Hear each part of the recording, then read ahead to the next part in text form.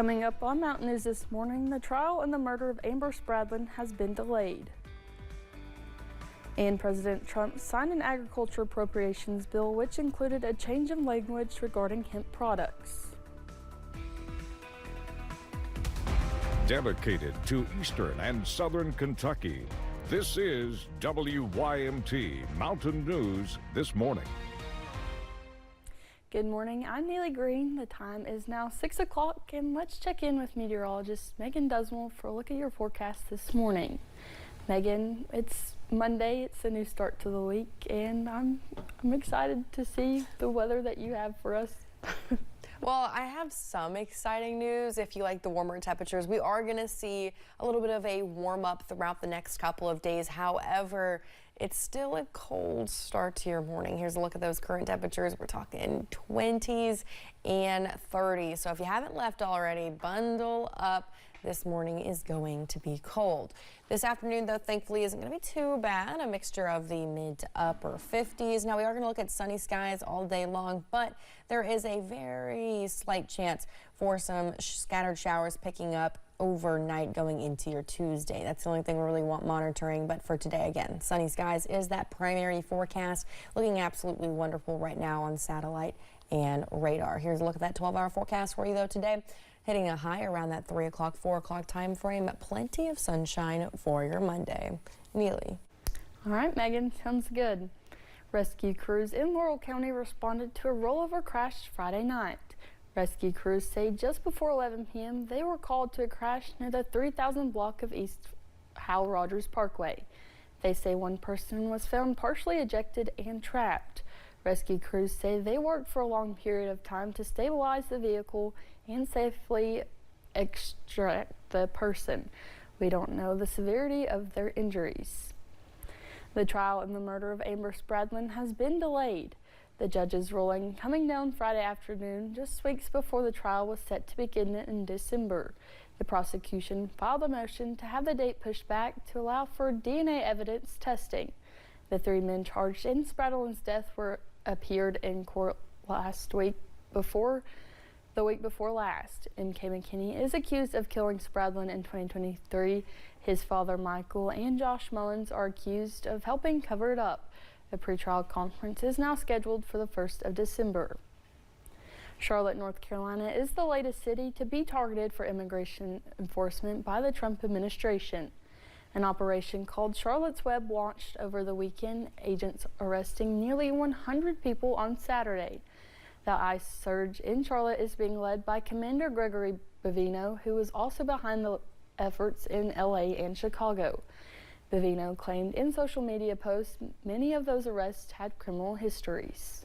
It's terrifying to pretty much know that at any moment a federal agent can just come out and abuse you just because of the way you look.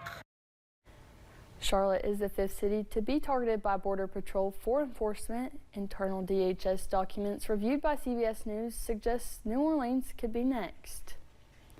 A shift from President Trump Sunday night. In a social media post, the president wrote, House Republicans should vote to release the Epstein files, adding it's time to move on. The House is set for vote tomorrow on a discharge petition to force the release of all Justice Department files related to the deceased convicted sex offender.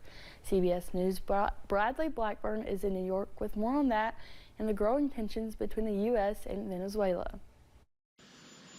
President Trump is now urging House Republicans to vote to release the Jeffrey Epstein files, writing, quote, "We have nothing to hide." They're using Jeffrey Epstein as a deflection from the tremendous success that we're having. A House vote is expected tomorrow. There are a lot of other people who are involved who have to be held accountable. President Trump has directed a Justice Department probe into Epstein's ties to top Democrats, including former President Bill Clinton and major banks, after a House panel released more than 20,000 documents from the estate of the deceased sex offender, whom the president previously said he cut ties with years ago. Both Trump and Clinton have denied knowing of Epstein's crimes. If they have ongoing investigations in certain areas, those documents can't be released. So this might be a big smokescreen. The president had a public falling out with House GOP ally Marjorie Taylor Greene over her push for the release, calling her a traitor. Those are the types of words used that can radicalize people against me and put my life in danger. Marjorie Trader Grin, I don't think her life is in danger. Meanwhile, the USS Gerald Ford now sits in striking distance of Venezuela as the president weighs possible military operations. It's all about drugs. The president said Sunday that he may hold talks with Venezuelan leader Nicolas Maduro. This as the Pentagon also announced another strike against an alleged drug smuggling boat Saturday, killing 3 people. Bradley Blackburn, CBS News. The U.S. military has conducted strikes on more than 20 alleged drug smuggling boats in recent weeks, killing more than 80 people. The Trump administration says it's also planning to designate a Venezuelan cartel as a foreign terrorist organization, claiming that it's headed by Venezuela's president. President Trump signed an agricultural appropriations bill which included a change of language regarding hemp products. This language was slipped in by Kentucky Senator Mitch McConnell, and some say it could wipe out a $330 million industry in Kentucky. Senator Mitch McConnell says in a recent press release that this language, quote, preserves the legitimate hemp industry while addressing the rise of intoxicating and synthetic THC products.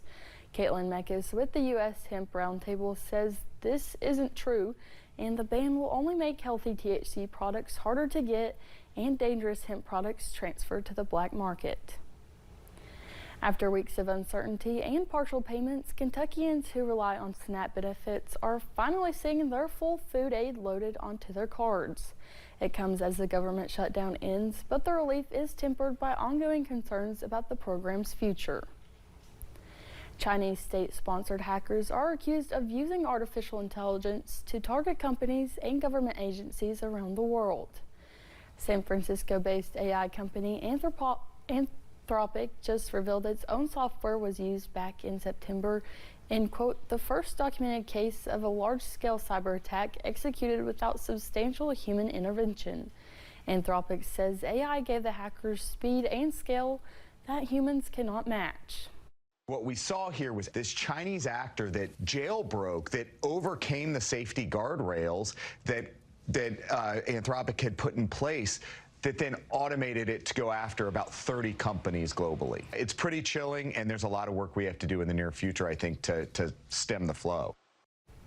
Security experts say they've been warning of these attacks for about a decade and suggest better detection and more cooperation between industry and government.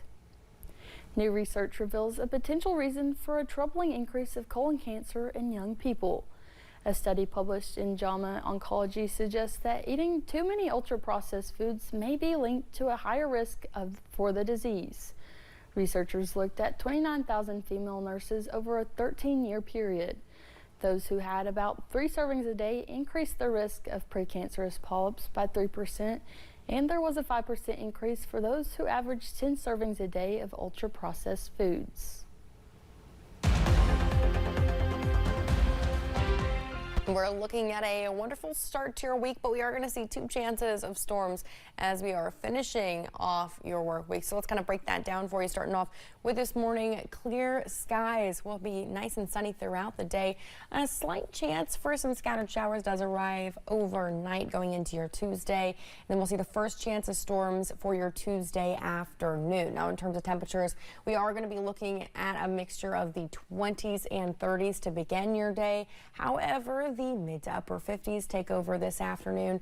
Not too bad of a forecast to start off your week with high temperatures for the day around that 3 p.m. time frame. And again, late chance for showers as you're heading overnight.